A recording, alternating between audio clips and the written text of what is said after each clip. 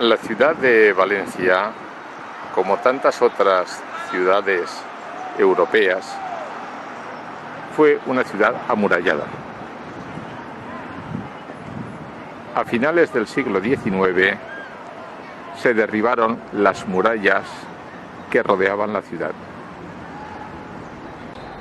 Sin embargo, dejaron dos de las puertas más importantes de esa muralla.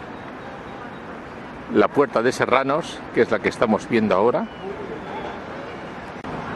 y las torres de Cuarte. Estas torres de Serranos son del siglo XIV. Están muy bien conservadas y parecen talmente como un arco triunfal.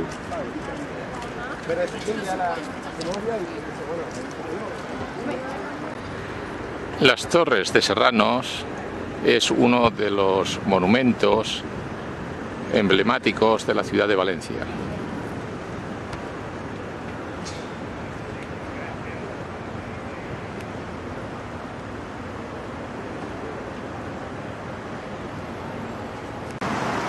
Aquí podemos apreciar el foso y los pilares que sustentan las dos torres gemelas. Por la parte trasera se puede acceder hasta lo alto, hasta las almenas. Pero no será hoy, porque está la puerta cerrada. He llegado tarde. Desde lo alto de las torres, la Fallera Mayor convoca a los valencianos para la fiesta de las fallas.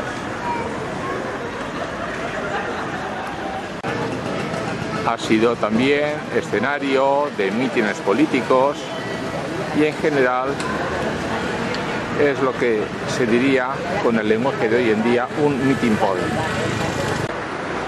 Pasemos al interior y fijaros ese agujero que hay ahí en la parte superior del arco. ¿Qué utilidad tiene? Muy sencillo, es una utilidad defensiva. Desde ahí se arrojaba aceite hirviendo u otras piedras, flechas a los posibles invasores que intentaran atravesar esta puerta. Hoy en día es todo lo contrario. Valencia acoge de buen grado a todos sus visitantes. En la antigüedad, a una hora determinada, se cerraban las puertas de acceso a la ciudad.